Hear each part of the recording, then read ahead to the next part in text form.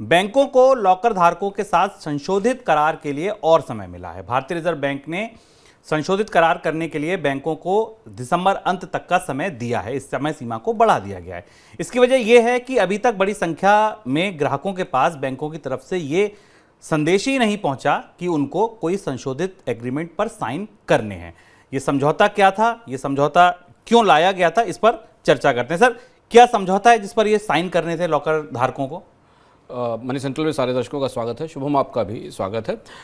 ये समझौता बैंकों को आरबीआई ने जितने भी लॉकर धारक हैं उनके लिए नए किस्म से नए तरीके के समझौते के लिए के आदेश के तहत जारी किया था। आपको भी पता होगा, अगर आपके पास बैंक में लॉकर है तो शायद आपके बैंक ने आपको सूचना दी होगी कि जो बैंक के साथ आपका एग्रीमेंट है लॉकर में अपना सामान या जो अपने वैल्यूएबल्स रखने का है उसे बदलने की बात है।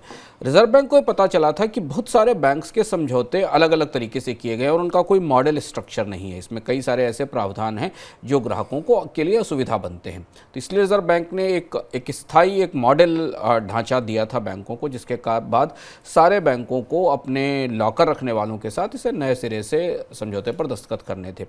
बहुत सारे बैंकों ने इस प्रक्रिया को लागू नहीं किया और इसलिए इसे 1 जनवरी 2023 से पूरी तरह भारत में लागू नहीं किया जा सका है। अब बैंकों से कहा गया है कि इस साल के अंत तक यानी दिसंबर तक क्रमशः अपने ग्राहकों के साथ इस नए समझौते पर दस्तखत करें।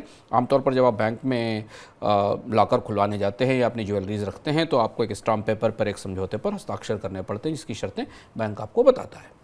और 1 जनवरी 2023 तक जिन लॉकर धारकों ने ये सिग्नेचर नहीं किए थे उनके लॉकर को फ्रीज कर दिया गया था। इस फैसले के बाद जैसे ही समय सीमा बढ़ी है, इन लॉकर को फिर से अनफ्रीज कर दिया गया, इनके ऊपर जो रोक थी वो हटा दी गई है।